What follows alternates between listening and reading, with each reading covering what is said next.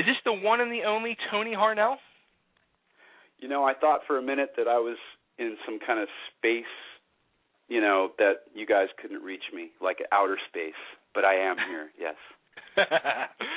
Tony, how are you doing? Welcome to the show. I was listening to all sorts of porn advertising and all kinds of really interesting things.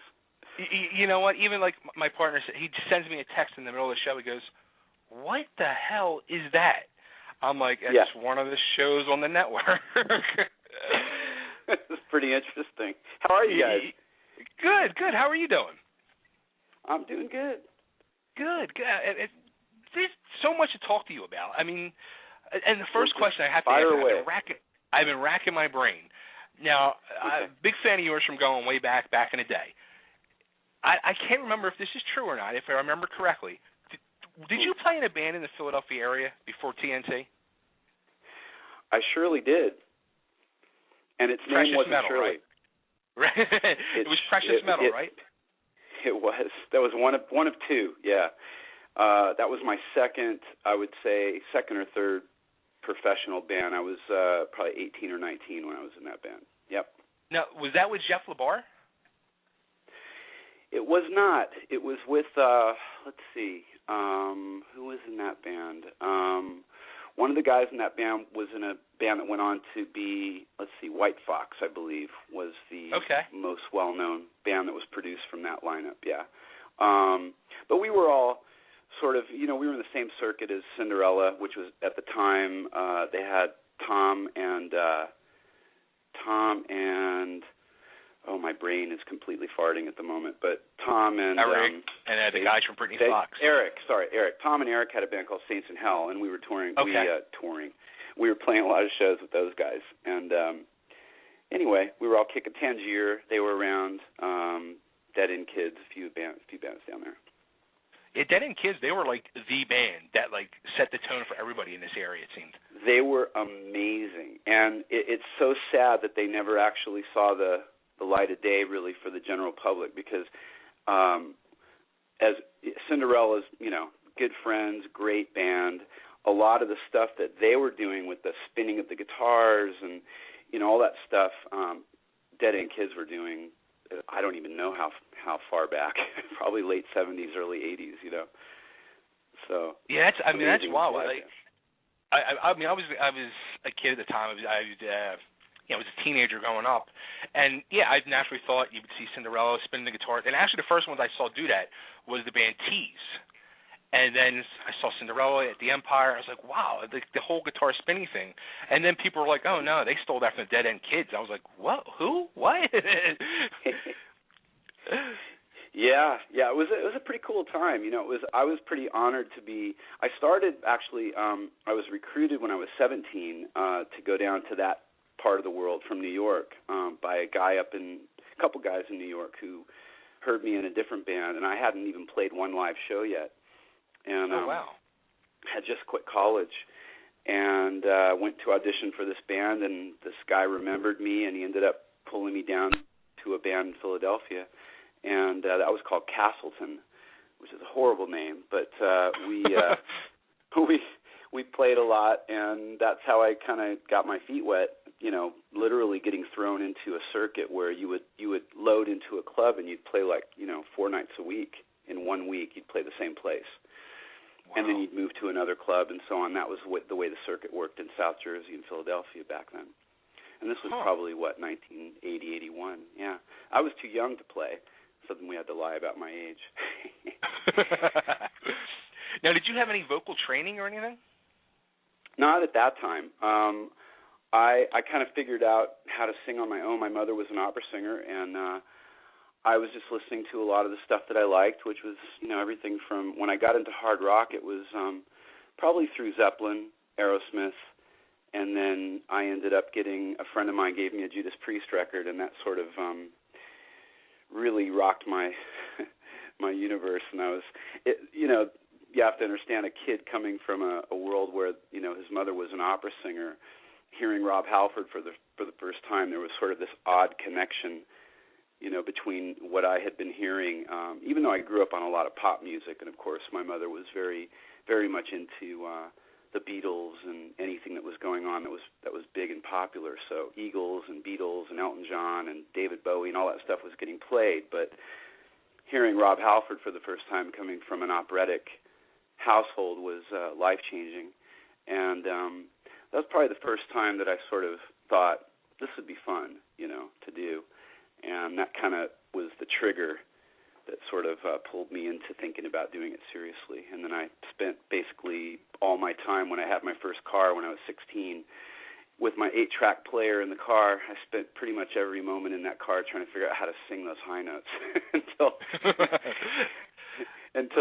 one day it kind of happened, That's what I was wondering. I was wondering, like, who was the one that really put you over the edge to want to follow music? I was thinking, was it Freddie Mercury? I'd seen it. Like, Rob Halford was a big influence, so I was wondering if it was one of the two. Like, who was the bigger one? So it seems like it was really Rob Halford was the one that really put you over the edge into the music world. It put me over the edge, but then I ended up, once I kind of figured out, I was very inspired by that, but I was inspired by all the guys that came before him as well, and then I sort of went backwards to come forward again, so to speak, and went back and sort of reappreciated Robert Plant and Freddie Mercury and Paul McCartney, who I actually think is one of my favorite singers just because of his versatility, Then how did you go from when you were playing in the Philly area? Did you go from that to TNT? Is that happened, or no? Then I did 2 bands down in Philly. The second one that you mentioned, and then I came back to New York and was in a succession of bands, and I didn't even care if for the first couple of years that I came back, especially the first one, I remember I didn't care if the band was really even all that good. As long as they were playing the big clubs, that's what I cared about.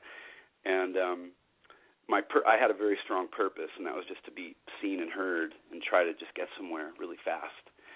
I had quit school. I had a full scholarship, so I quit school to do this. So I wanted to sort of prove to my parents that I didn't make a mistake, So wow. What did you have a scholarship for? Oh, photography. Oh, wow. My dad is a professional photographer, photojournalist, so I kind of was following in his footsteps, and so it was either going to be singing, I guess, or either my mom's footsteps or his, and I guess my mom won. So I just kind of jumping in and out of band. I think I counted one time that in 3 years, I think I went through 15 bands or something crazy, and wow. And then I was in my last band called the Jackals, not Jackal, but the Jackals, and that was way before Jackal. And actually, the drummer from that band was Johnny Tempesta, who you guys probably know from several bands. He's now in the Cult, right. But he was in before the Cult. Come on, help me, Johnny Tempesta, help me out. Rob Zombie's band. Okay. And White Zombie, and then Rob Zombie. Yeah. So he went on to do that. I think he was in Testament for a while as well. So we were on the verge of getting signed to CBS, and then 2 guys popped backstage at one of my shows with them, and one of them was Mike Varney, who you guys might know. And yes. And that they came backstage and handed me a tape, and that tape was the music for Knights of the New Thunder. And they said, wow, there's a band that just fired their singer, and they want you. They somehow got a demo, and the rest is history, so they say. And that was when I was 21, yeah. So now they were in Norway. So did you have to go to Norway and like put your vocals to the album, or did you stay here and do it, or? No, I mean in those days you kind of went, before all the computer recording. Yeah, basically it was kind of like here's the cassette. One side is the music, the other side is the singer that they fired, so you can kind of get a feel of the songs. And I just kind of put it on, and I heard the opening riff of Seven Seas, and I was just like, whoa, this is pretty much exactly what I want to do. Very much into European metal at that point, and I heard Ronnie's playing, and I was just like, this is a match made in heaven. And they had a deal only in Norway, so with Polygram, which is now Universal, and so I told my band here in New York, look, I'll just go do the record. I'll come back, rejoin the band. We'll still be together, but we'll have sort of the fire of me doing that record, and it'll be good for us. Well, I finished the record in Norway in a week and a half or something. I fly home, and little by little, it just started to kind of blow up, and I didn't think that was going to happen. And all of a sudden, they were distributing it through England and Holland, and then it was out in Germany, and then all of a sudden I was home in New York, and I got a phone call that I had to come into Polygram Mercury Records in New York and meet with the vice president of A&R, and suddenly we had a worldwide deal with out of New York, and that was really unexpected. So obviously I left the Jackals and stayed with TNT. So. Yeah, I mean that album was. I mean, it blew up, and I remember, I was I guess 14, 15 at the time, and at that it was the time of the boom boxes. So you'd be walking around with your boom box, and we'd be listening to which you might remember from the Philly area. That? I did, yeah. Did you put it on your shoulder though? That's we had to, just to to rub it in a little. The guys are walking around with playing the rap, and we would be playing metal. Or we were listening to WMMR, and WMMR was playing not just Seven Seas, but they were playing like 3-4 tracks off that album at all times. Like while the single was going, it was like they were playing all the different tracks off the album, which was weird, especially at the time because not a lot of hard rock was getting airplay on the stations, and it was just blowing up. And it was just like wow, like one after another, great song, and then you're going out and buying it. And it was just like, I mean, for you were 20 years old at the time. That had been mind-blowing. I wasn't really feeling it over here as much because, it took about a year for the record to come out in the U.S. We finished it in '84, and then when everything happened over here, we signed to Doc McGee. So basically he had Motley Crue and Bon Jovi, and we were the third band on his roster. That was we were pretty, intimidated by that at that point. And Motley Crue was already pretty big. They had come off the Shout at the Devil tour. Bon Jovi was still climbing. They were kind of between. They were sort of doing the 7800 Fahrenheit period into Slippery When Wet, recording that, and we were just signed to Doc. So they were just about to blow up. Motley Crue was huge, and we got very little attention from the management, obvious reasons. So I wasn't feeling it. I felt it in Norway more because that's where things were really taking off, in a huge way. We were on television all the time over there, major, national television and so forth. So in '85, we did the video, that horrible video for 7 Seas where you can see the seam in the plastic sea. In the ocean as that first pan comes across, and we're sort of rocking back and forth like a bunch of imbeciles. But I love making fun of myself in that era. I was going to say you too. You gotta love it. You posted last night one of the videos, and you were like, "This is such an embarrassing time." Of course, I get the most likes on that stuff. I post something new, and it's like 3 likes, and then I post that, the page blows up. It's like, but I'm very proud. Do you look back at that stuff and like get embarrassed by the stuff from the '80s? It's I think everybody looks back at their high school pictures, don't you, a little bit, and you sort of have a half cringe and a half kind of, reminiscing in a positive way, I'll tell you what. A little of both.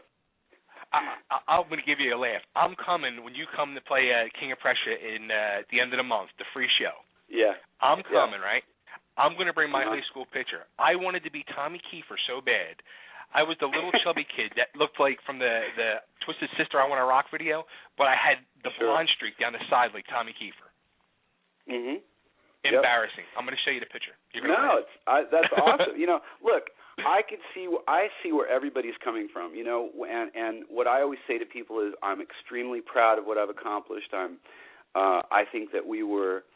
I really kind of despise the term hair metal because I think that it diminishes it's almost a derogatory term in one way. It fits some of the bands, but not all the bands, and I think that we all sort of did look similar, to each other, but I think that it's a derogatory term that takes away a lot of the work we put into the music.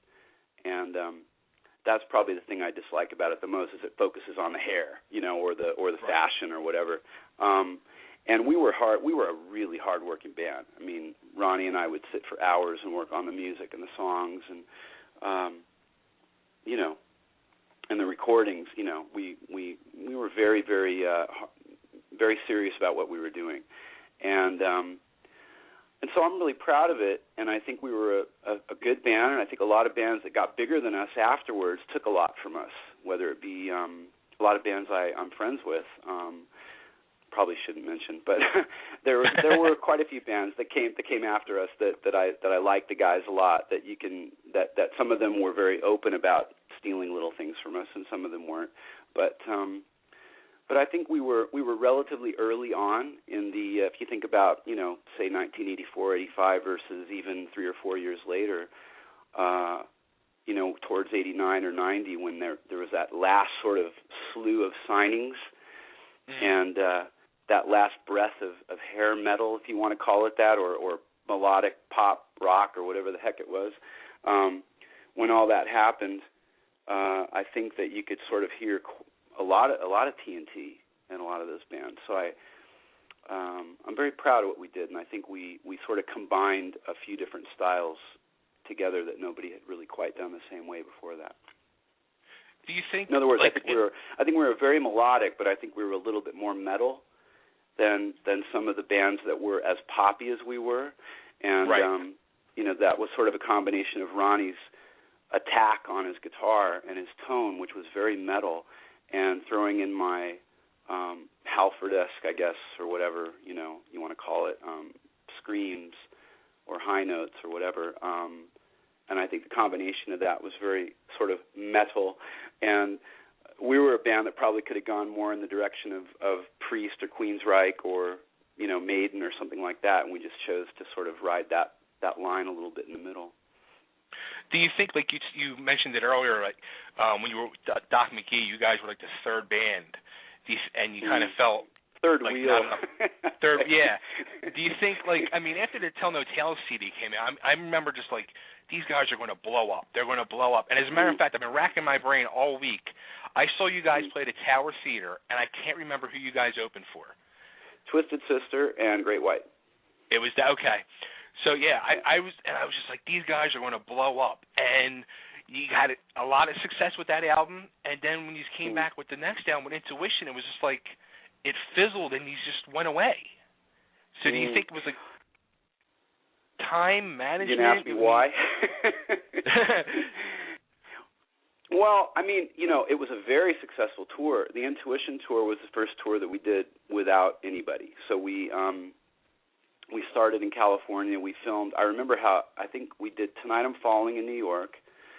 We did that video, and then we flew to California, and almost immediately did the Intuition video, and then we rehearsed for the tour, and we played the Palace Theater in L.A., which I don't think many hard rock bands had done yet, and I think from what I was told, we were the first hard rock band to sell that place out, and we did a live broadcast on KNAC, which was really successful.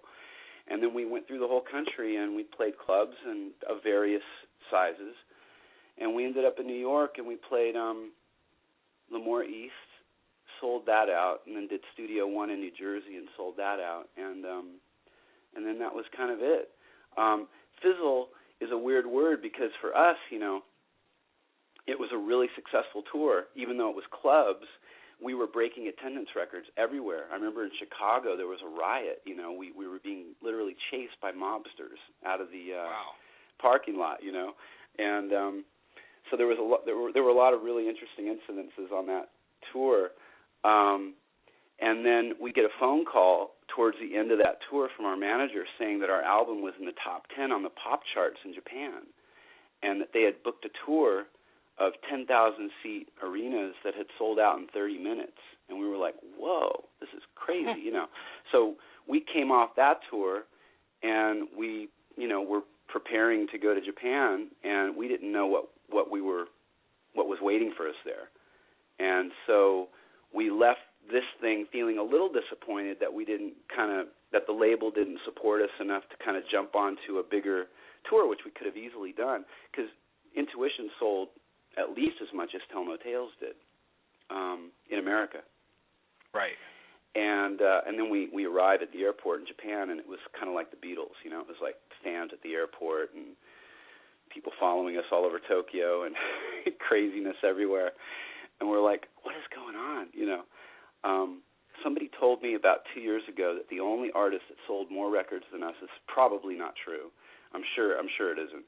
But that the only artist that sold more than us in '89 in Japan was Michael Jackson with the Bad album.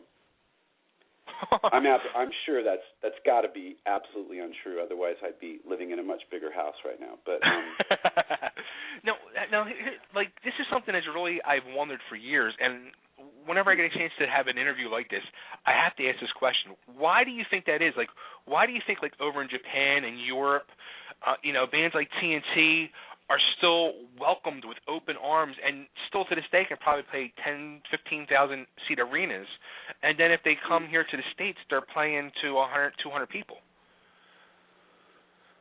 Well, it's not true what you say about Japan.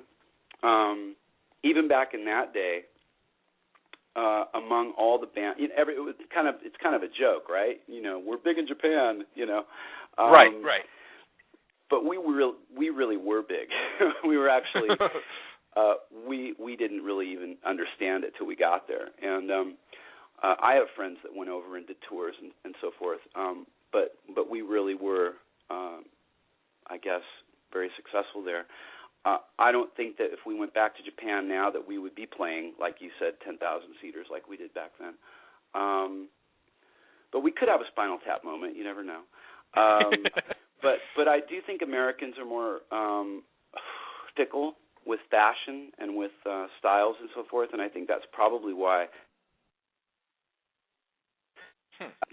big record. I think that the reason the gauntlet came down so hard on our genre was just that's just kind of the way things are here. And I think that the Japanese and probably other countries, even in Europe, the metal thing never really kind of went away. And I think that that's just sort of the difference between the U.S. and other countries. Now, how about, you continued with TNT for years. You did 6 more albums with them. But you guys were just basically over in Europe for the most part, right? Yeah, we never came back. I'm the only one that's done shows here, since '89. Well, that had to be rough for you. You're from here, and basically, your job was overseas. So, that had to take a toll on you. It's weird. It's weird because we actually sold more records in America than we did anywhere else. Maybe Japan we did more, but we sold more records. And I can look at my statistics on Facebook and Reverb Nation or whatever now, and I can see more fans in America than I do anywhere else. And it's probably the size of the country, but we definitely sold more and had more fans in America than any place else. And even though, what do we do? Maybe 4 or 5 tours over here, not enough, not right. for where we were headed. And the label sort of let us down, and they kind of pulled the rug out from under us a few times and sent us back into the studio a little too soon, I think, especially on Tell No Tales. I think we were, like you said, we thought and we felt, and so did our fans, that we were on the verge. And I think with all the ballads being released, it's a no-brainer that had they put out Northern Lights or Child's right. Play as a follow-up to Everyone's a Star, that probably we'd be sitting in a much different place right now. So, but was it weird for me? No. It was actually kind of cool in a way in the 90s and then in the 2000s, especially in the 2000s, to go over and play Sweden Rock Festival for 20 or 30,000 people, and then go to Spain and play with Europe, play with Judas Priest, and play with all these other bands, and play our own shows in Norway for a couple thousand people, and then come home and, nobody knows who I am. It's kind of cool in a way. Not that I would have, had a problem with being known here just for the success part of it, but but we did well over there. I think the traveling was the thing that was really exhausting. That's really the worst part of it, is just going back and forth and having jet lag pretty much all the time. What was the final decision that made you finally leave TNT? You know, it's a question that I get asked a lot. It's a complicated one. It's not easy to answer. I would just say probably the diplomatic answer is what I said when I first did it, which was personal and musical differences, you know. But I think the differences were probably just so vast, and the reasons were also very vast. And I have to put a big part of it on just the distance, you know. And I think that played a big part of it. I had to weigh it out. When you left, didn't you? I mean, I might be mistaken. I could have swore I saw, because I remember when I heard you left, there was like was it on a TV show that you like performed a song and then you introduced your replacement and then he sang a song? No, that was long story. It wasn't on TV. It was probably on YouTube. Yeah. No, what happened was we had one show booked. I fulfilled all my obligations, and we finished up in Spain. And the last show that I did on the night that I quit was the show that ended up being the video, which is live in Madrid. And I left. I actually gave the band letters right after that show, and that's when I sort of officially quit. And I said, I know we have this one show coming up in the summer, which of course I'll do. And then they hired. I actually gave them a list of singers I thought could handle the job, and one of them was Tony Mills. Wow. So they ended up getting him, and they were already doing shows with him. And the one show that I had that they had booked in the summer, which was way up in north part of Norway, the promoter there said, no, we need to have Tony Harnell here, or the show's off, or whatever it was. And we battled over that a little bit, and I ended up going up and doing it. And then they sort of orchestrated Tony Mills coming up on stage at the end of the show. And I was in a good mood when I was on stage, and I wasn't really thinking about it, so I was fine with that. And it was my decision to leave, so I felt like inviting him up and doing that was sort of a way to make life a little bit easier for him, because I don't think he's had a very easy time of it, and neither has the band since I left. Wow. And I'm not saying that in the egotistical way at all. I mean, it's always, for any band to lose a member that's been writing all the songs with the primary other member being Ronnie, it's always difficult to replace, no matter who it is, Sure. So then you came back home, and you had like all different projects. You had Morning Wood and Westworld and Starbreaker, Morning Wood happened in the '90s, so that was actually predated me leaving. We had a break. We had a couple breaks in the band. We had a break in '92 that lasted about 4 years, and then we had a break in '99 that lasted about 3 or 4 years. So the only time I actually said, this is it, I'm done, that was 2006. Okay. And then I did, so the Westworld stuff I actually did sort of before and during my re-entrance into the last stage of TNT, me being in TNT. And I did 4 records with Westworld. And then Starbreaker, I did 1 record while I was still in TNT, and then the second one after I had left. And then I did... Well, I mentioned on the site Metal Sludge that you were going to be on here tonight. And was right away, they were all like, talk to them about Morning Wood, talk to them about Westworld, talk to them about Starbreaker. They wanted to hear more about that than TNT. Okay. Well, go ahead. What do you want to know? Well, tell us a little bit about it, like some memories of that. And will there ever be any more records? Well, the new one, which we should get into soon, is probably the thing I'm the most proud of so far, but most people are probably like that because it's the newest thing I've done. But Morning Wood was something probably nobody expected. It was definitely a curveball, especially for the label that signed me on to make that record. In Japan, which was actually Polygram, I think, Universal, it kind of came out of just doing live shows. And I think the idea behind it was I never really viewed myself as a metal singer only. It just happened to be that, that was how I made my name. And I love metal. Don't get me wrong, especially classic, metal. 70s metal and early 80s metal is like awesome.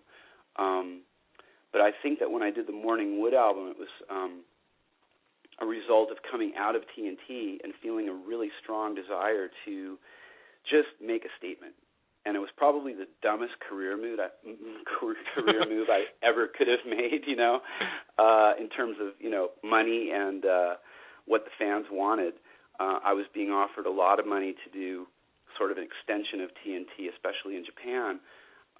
That's how most of the 80s bands ended up getting, continuing after the thing died in America, was going to Japan and doing huge deals over there, because Japan had a lot of money at the time. Everybody was coming off of being, different levels of success, having different levels of success in Japan. So there was a lot of money, a lot of offers on the table and so forth to do different projects and so forth, with or without TNT. I turned all of them down and decided to be a rebel, which is very typical of me. And I made that record, and it kind of surprised everybody. A lot of Eagles songs and all these 70s cover tunes and so forth, and then a few interesting original songs. And that's just where my head was at. I just think I wanted to establish myself as just being a singer and just kind of doing what I wanted to do, and just kind of get away from the what I had been doing a little bit. And it's just kind of always how I've been, for better or for worse. I've always followed my heart, and it's led me various places.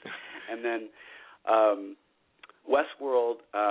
So then I went back to TNT for a while. We did Firefly and Transistor, which were very experimental and very non-TNT-like albums that I think people have kind of gone back to now, finally, in later years, and really appreciated what we were doing, because I think they were kind of interesting records. And then I did the Westworld stuff with Mark Reale, which just sort of fell together as something that was kind of the idea of a producer in upstate New York. And he just sort of knew Mark Reale, he knew me, he knew John O'Reilly and Bruno, and he just sort of threw that thing together, and it we didn't know if it was going to work or not, and Mark and I started writing, and, we were having a good time doing it, so we did a few records, and I love that music. I think there's some really good material there. And then I got back into TNT, and then Starbreaker was just one of those things where Frontiers started to contact me and ask me if I would do anything, and put Magnus and I together, and that just was another one of those fluky kind of things that came about, where I received some music, and then Fabrizio Grassi out in California, who's a dear friend of mine, was involved playing bass and producing. And there's not much to say about it, except that I think I recorded that record and wrote the record really, really fast, because I was doing it between two TNT albums and a bunch of touring. But love the stuff, love Magnus, and I just sang a song on his new record too. So. And then you have your current project now, which is Tony Harnell and the Wild Flowers, which you're working with Bumblefoot. How'd you get together with Bumblefoot? Yeah. I met him, I actually was trying to put a solo band together, or some kind of band together, after, in 93, I guess it was, around 92 or 93, after Realized Fantasies just completely tanked. I think that album came out the week or the week after the Nirvana record, and Atlantic just kind of looked at it and went, well, this genre is dead. Let's not put any more money into this. And wow. That was kind of the end of the band for a little while. So I was looking to do something, and I met with Ron and thought he was fantastic. And he was recommended to me actually by Mike Varney. So Mike Varney came back into my universe again. And then I just ended up not putting anything together, and then ended up doing the Morning Wood record instead. Kicked myself later when I started listening to Ron's music around, I don't know, the early 2000s or something, and he became, this Bumblefoot character came around, and I started listening to his music, and I was like, wow, well, there's a mistake I made back in the early 90s. But we met up again at NAMM 2 years ago, and he was in the middle of a little clinic for one of the endorsement companies that he has, and in the middle of it, he started to he stopped what he was doing, and I walked over and said hi, and he started just playing a succession of TNT songs, playing and singing, and we were just laughing through the whole thing, and that's how we hooked up again. And then he came to see I've been doing a lot of these acoustic shows since 2008 in New York, and he came down to one of them and called me the next day and said it was the best acoustic show he'd ever seen. So I said, well, my guitar player, who's fantastic, he doesn't really want to tour, and I'm in the middle of making this EP. You want to jump on board? He said, sure. So that's how that sort of came about. And then we started the Pledge campaign and went forward with that. And now we're doing all sorts of crazy things. We've really only just begun. Where we're at now is that we finished the Pledge campaign. It was extremely successful, more successful than Pledge thought it was going to be, and more than I thought it was going to be, just in terms of what we were able to do and raise for our charity and so forth. Now we're in a position where we have this incredible video company, Humble TV, which has worked. They're unbelievable. They've done videos for Muse and award-winning videos. Actually, they did Uprising for Muse, and they also did a ton of bands. If you look up Humble TV, you'll see Wolf Mother. The list is endless. They do a lot of independent films, TV commercials. They're one of the biggest video companies in New York, and the guy that owns it happens to be a big supporter and a big fan of mine. So they're doing a video for us, and cool. We're very humbled, no pun intended, to have Humble be doing the video for us, and we're shooting it next weekend for a song on the EP called Burning Daylight, which actually, ironically, is the only song that Ron and I wrote together for the EP. Well, I guess that kind of sucks that it's not the song that I have queued up to play then. Well, that's okay. You can play a few songs, right? I have Devil of a Healer is queued up. If you want to, I can give that a whirl. How would you like that? That's fine, yeah. I love that song. Cool. I love every song. I love the whole EP, so whatever you want to play is fine with me. Yeah, let's play that. So we're going to give that a listen. This is off of Tony's new EP with Bumblefoot. And is your wife in the band too? She is. She sings background vocals, and she plays percussion live. We brought in a buddy of ours to play percussion on the record, Brad Gunyon, and of course on the song you're going to play, you're going to hear the amazing Cassandra Sotos on violin, who's a really cool addition to the EP. Not many people do acoustic records, especially rock acoustic records, and make the violin sort of a featured instrument. And I think that it's just sort of something that happened organically to me when I went out to NAMM. I'm very good friends with Mark Wood, which some people might know is one of the most famous rock violin players in the world. And he has his own violin company, Wood Violins, and she was performing with him, as was I, at NAMM in 2011. And I was in the middle of this thing, and I just went, wow, what a cool thing that might be. So I had her get up and do a song with me for one of my shows I was doing that came right after NAMM, and then I grooved her into the band, and what you're going to hear is a very good example of the result of all that. Cool. This is Tony Harnell and the Wildflowers, and this is Devil of a Healer.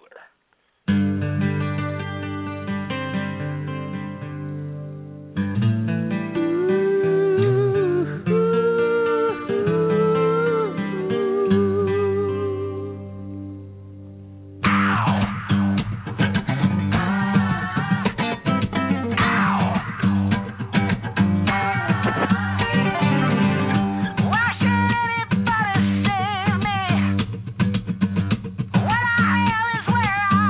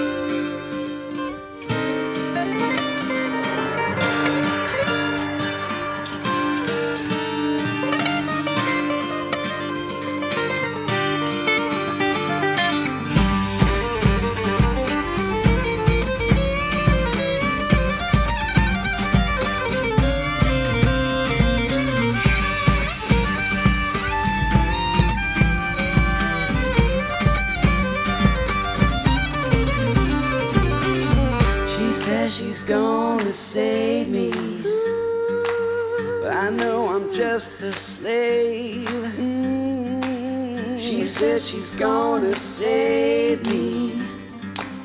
Well, I know I'm just a slave. She says she's gonna save me. But I know I'm just a slave. She said she's gonna save me, yeah. A woman like no other. Don't you know I'm here to stay?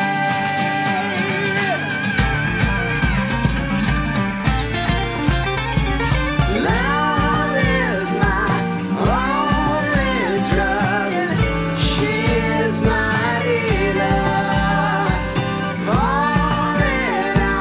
Falling on, no pain is sweeter. Lost my way, sold it all, still I can't feel her. I've got a devil of a healer.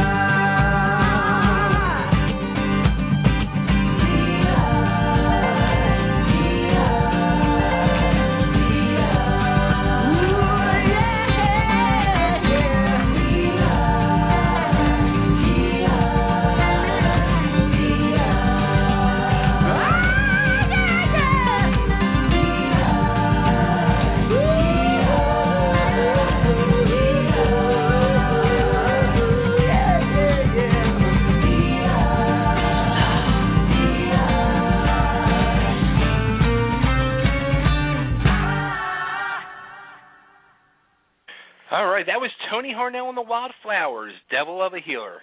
Good stuff, good stuff. I like it. Thank you. Yeah, that was actually written by myself and Jason Hagen, who has been my longtime acoustic guitar player for all my local New York shows. And I just wanted to give him a shout-out, too, because he's actually the one that started writing the record with me before Ron Saul, Mr. Bumblefoot, came on board. And so anyway, that came about just from, playing around with some ideas, and then we decided to go ahead and make a record. So when we come out and see you in concert at the end of the month in King of Prussia, it's an acoustic show, and it's your own stuff, your new originals, and you do covers too? It's a mixture. Yeah, it's a mixture of things. I realize that people want to hear a little bit of TNT, so I play some of it. With the acoustic show, we sort of turn things on their back a little bit, and actually on the Wildflowers album, there's a really cool bluesy version of Child Play on there, and that's the kind of stuff that we do. We do some TNT, we do some covers, and we do this material, and it's a lot of fun. It's not just an acoustic show, and I really hate even almost calling this an acoustic record, even though it is acoustic guitar. Just because people, I think, get the wrong idea about that. They think that you're just kind of going up there and playing your songs, verbatim, like they were, but just acoustically. And I've never done that. It's kind of it's an interactive thing. I talk a lot to the audience, interact with them. Goofy stuff happens, spontaneous things happen, and of course, just performing. Performing the songs and different things. And Ron's really fun to play with. It seems like that's like the thing now. I'm not going to say, I guess it's coming out wrong the way to say it, but more and more artists, shall we say, do that because I guess they have the ability to do it, where they'll go and just do acoustic shows and they'll have fun with it, and they'll play some of their music through their career and throw some covers in there that like inspired them, like Aaron Lewis from Stain's done it for over the years. Corey Taylor from Slipknot does it.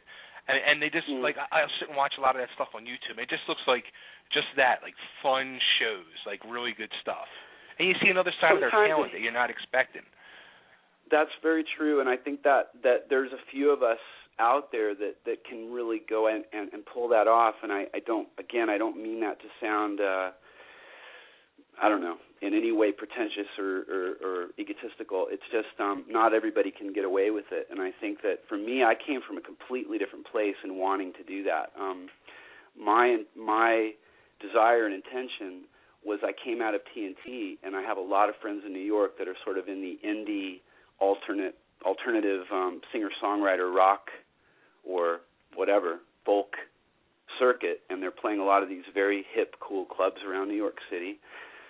And I just ended up, going to a lot of these shows and sitting there watching them and thinking to myself, wow, it's really challenging to captivate an audience with only a guitar or a few instruments without having the big show and the big lights and the big stage and all that stuff behind you. Can I pull that off?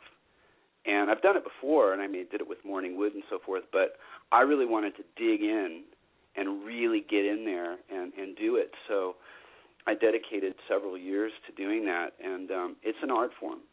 It's definitely an art form. It's not just a matter of getting up with a guitar and just kind of playing through your songs and thank you very much and, here's my next song and so forth. And it's really kind of something that over 4 or 5 or however many years that I've been doing that, it really has been very good for me. I've learned a lot from doing it and have developed a lot, I think, as a singer and a performer, and learned a lot about more about songwriting and singing, and that's kind of the way I am. I never really like to rest on my laurels or, sit and stare at my old gold albums or anything like that. It's just not my style. I don't really dwell on the past. I'm always looking forward to the future and what can I learn and do next, and, what can I achieve. So this was a big challenge, and I took it on for different reasons maybe than some artists do. And this album is kind of the, documentation of that, you might say. And now that I've got that under my belt and I want to promote it and go out and do shows for it and really establish it as part of what I'm going to do going forward, at the same time, now that that's done, I'm definitely ready to go out and rock again, and do some hard rock with some electric guitars. Cool. Very cool. Yeah. Well, before we let you go, I got to bring this up because as I was doing my research last night, I came across something, and I have 2 young daughters, and I saw that you made music for Sonic the Hedgehog's video games or something like that. Right. Well, I don't make music for it. There's a lot of weird information out there on the web. It's funny if you Google me, it's one of the things that comes up first. I was hired. I don't even remember the year. It must have been the first time. I think was 2000 or somewhere around there. And I did 1 or 2 songs, and I have since then gained. I'm very grateful for it because I've gained a ton of young fans from doing it. Didn't get paid a lot of money, but got a lot of mileage out of it and a lot of young fans from doing it. So that's pretty much all I can say. I didn't write any of it. They just hired me to sing. I went in and sang it, and then I did another one a couple years later. And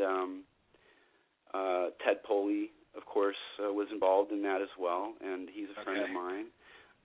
But I had nothing to do with the writing or anything other than just, you want to sing on this song, and then it sort of blew up and became this thing, Because I said it to my 9-year-old daughter last night, and one of the songs was Welcome to the City, and she started singing it. And then tonight at dinner, she was telling my older daughter, who's 15, and the next thing you know, the 2 of them start singing a song. I'm just looking at my wife like, all right, we missed something here. Like, what is this all about? Yeah. It's really, look, I talk to people. What we're doing right now is kind of interesting because we're sort of going out with social media now, and I've hired a wonderful girl to help me with this process of just collecting.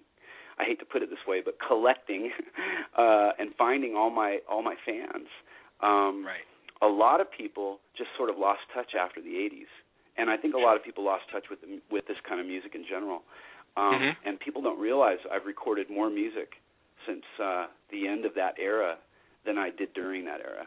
And and as they catch up and go through the Morning Wood and the 90s TNT records, and then the Westworld, and then the Starbreaker, and then the later TNT records, and then so on and forward, they catch up and they kind of go, wow, I remember Mike Portnoy called me or emailed me at one point, and we were talking about doing something, and he said he was excited about it, but he said, I really haven't heard anything you've done since back then. Can you, turn me on to stuff? And I sent him a link to my Reverb Nation page, and he wrote me back like, wow, like, you've really come a long way, and you sound great, and you still have your voice, and you're writing differently and more modern and current, but yet still have that same stuff that I remember from the old days. And so it was.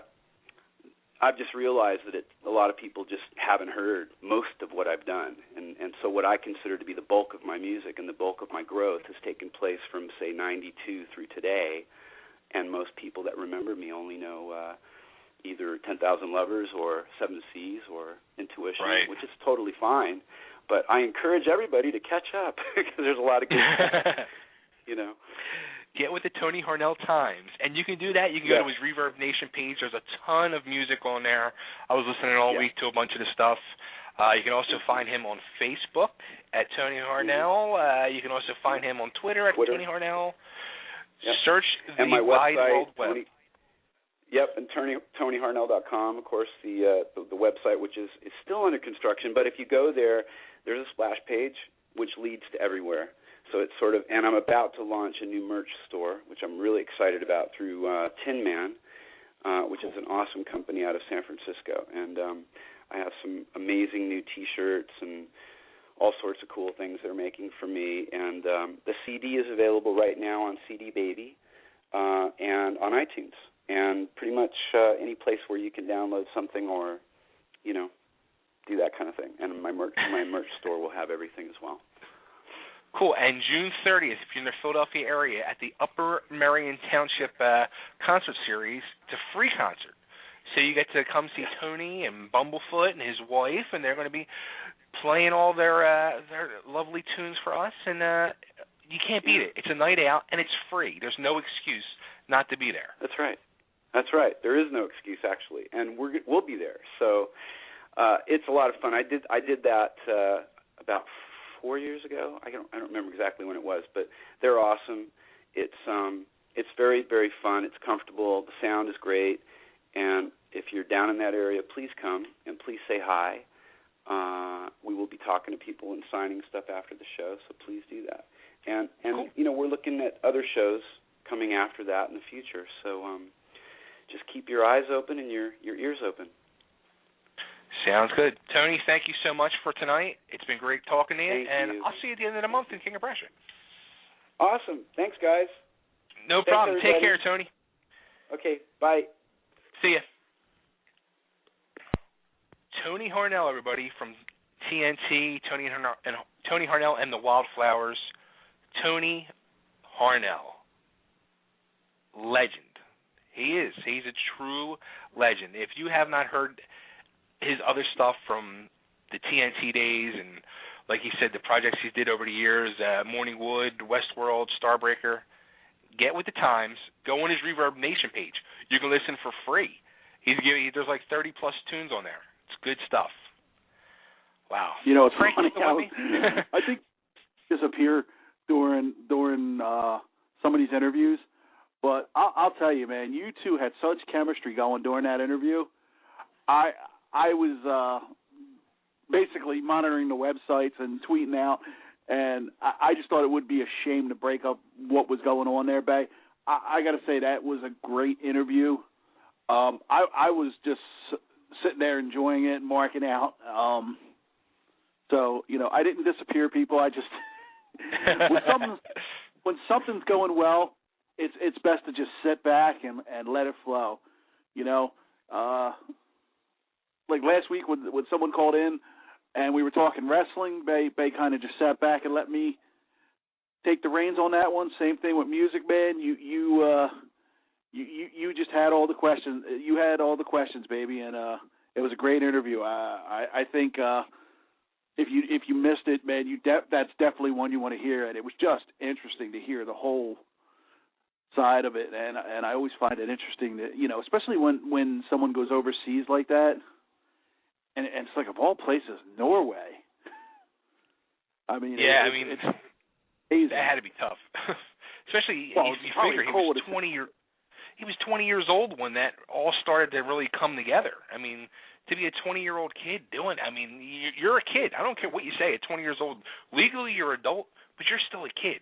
And, you got to remember, it's being a musician, it's being a quote-unquote rock star, but it's a job. It is a job. It's a business, and That's impressive. I'll tell you, it's funny because I'm a big fan of the Stevie Van Zandt show, the one on Netflix, Lilyhammer, which is shot in Norway. Oh, okay. And so when he's saying Norway, I'm like watching the show, and I'm like, wow, how did he? I give him props just for doing that because, like I said, man, that's just snow, ice, and it doesn't look like a happy place. But one thing, and even in the show they emphasize this, they love their rock music. Yeah, and it's like, and Japan too, like, and well, I think it's just weird. They appreciate. It's like the Japanese wrestling before the garbage wrestling took over. They appreciate it more of the skills of the work you put into it, and it's the same thing with music. I think they appreciate when someone puts in the hard work and the time and the effort that Tony put in, and at the same time, yeah, you have your little Justin Bieber thingamajiggers, but in 10 years, Tony can go back and people are going to know who he is, know his work. Whereas that other stuff, man, it's going to be long forgotten.